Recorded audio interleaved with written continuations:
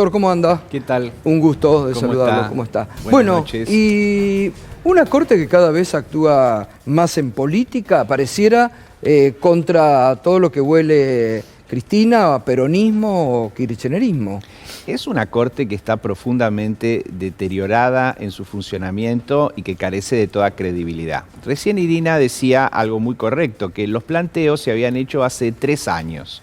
¿Por qué hicimos esos planteos hace 3 años? Porque, bueno, básicamente, si se iba a empezar un juicio, el juicio tenía que tener pruebas y tenía que tener resueltas una serie de circunstancias que son, diríamos, muy trascendentes, como por ejemplo, si los jueces son competentes y si los hechos ya fueron juzgados. ¿Qué pasó? Los planteos eran muy serios y cuando la Corte los vio, entonces pidió inmediatamente el expediente para que, bueno, analizar esto de una manera más seria.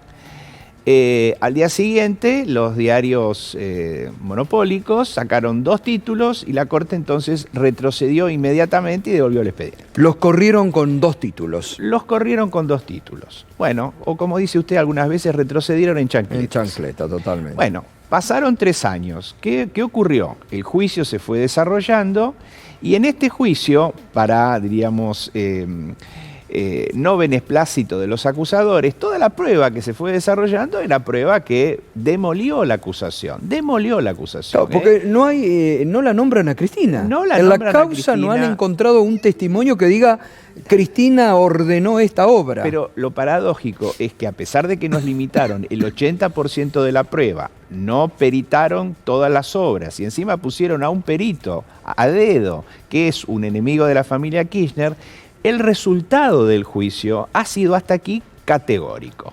Y una muestra de esto es que los medios hegemónicos prácticamente no han dado cobertura a este juicio. Se olvidaron del juicio. Salvo los periodistas que realmente son profesionales y que siguen judiciales, bueno, fueron dando las noticias, mostrando lo que pasaba.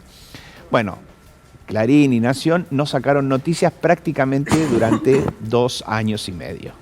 Ahora, cuando ya el juicio termina, entonces empezaron a calentar el ambiente. Empezaron a decir, las pruebas son contundentes, y en esa cadena de comunicaciones dijeron, ahora la Corte va a resolver.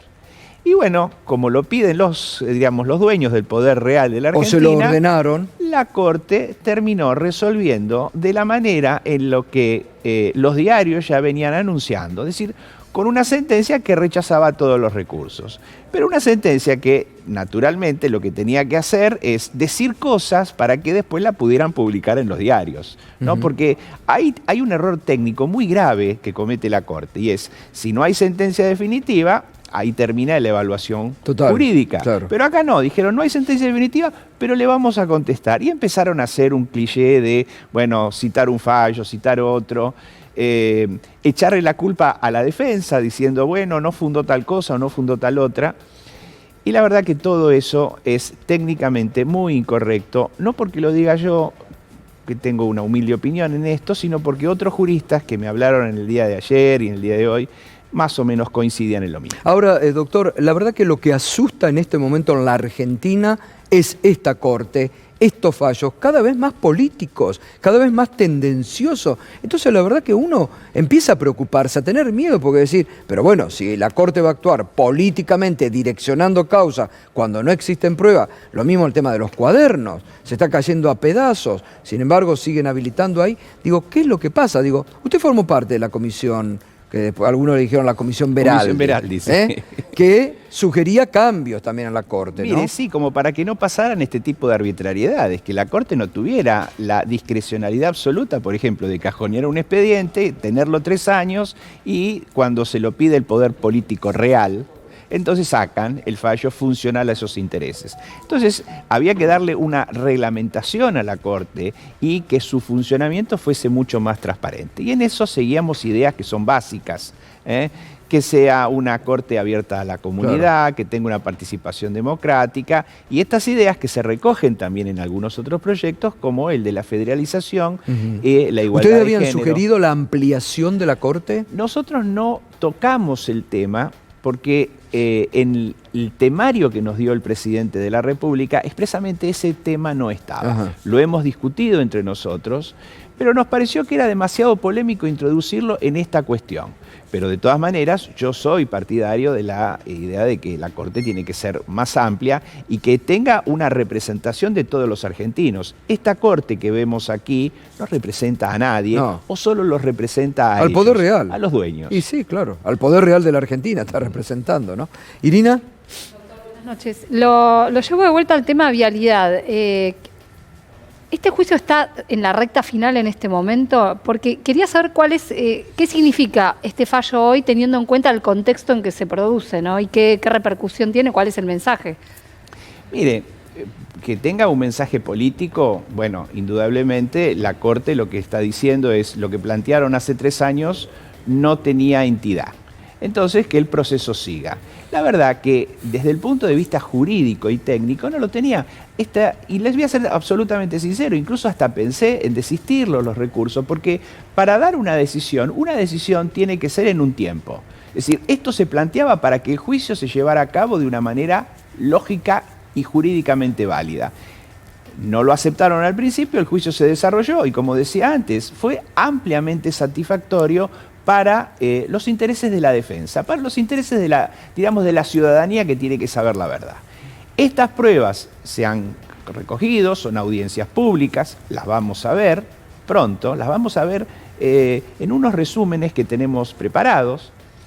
Y bueno, ahora viene el momento de los alegatos, entonces escucharemos al fiscal, al que ya le vienen anunciando qué es lo que tiene que decir. Bueno, ya ¿no? han dicho los mismos diarios que a la Corte le ordenaron lo que tenía que hacer, están diciendo que tiene que acusar y hasta la pena que tienen que pedir contra la vicepresidenta. Esto no puede funcionar el condicionamiento permanente de los órganos judiciales a través de los medios de comunicación o de los poderes reales. Pero esto pasa porque estos jueces, estos fiscales, no tienen ninguna autoridad. Es decir, ¿qué control de constitucionalidad puede hacer estos jueces que 2 de ellos aceptaron ser miembros de la Corte violando la Constitución? Es decir, ¿en qué situación se encuentran?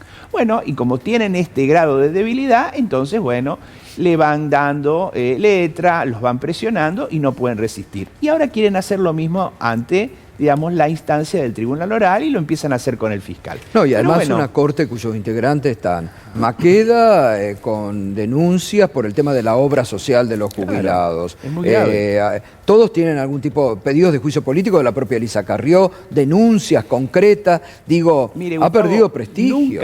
Nunca, desde la época de la mayoría automática del menemismo, nunca la Corte tuvo un nivel de deterioro como este.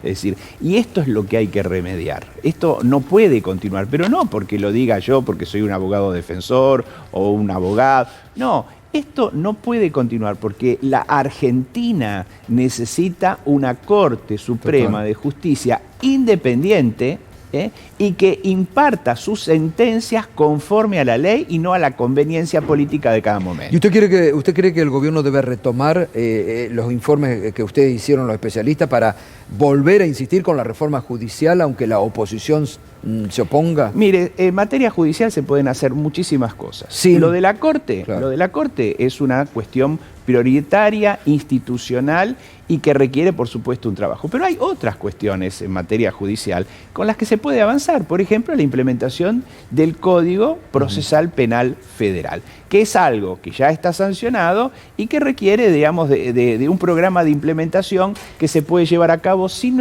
modificaciones legislativas. Se necesita tener una política clara en el Ministerio de Justicia, objetivos concretos y pensar que ya queda 1 año y medio de gobierno. Es decir, y no se puede seguir perdiendo el tiempo. La comisión Veraldi, como la llamaban, dio una serie de iniciativas, una serie de ideas y fue integrada de una manera absolutamente plural.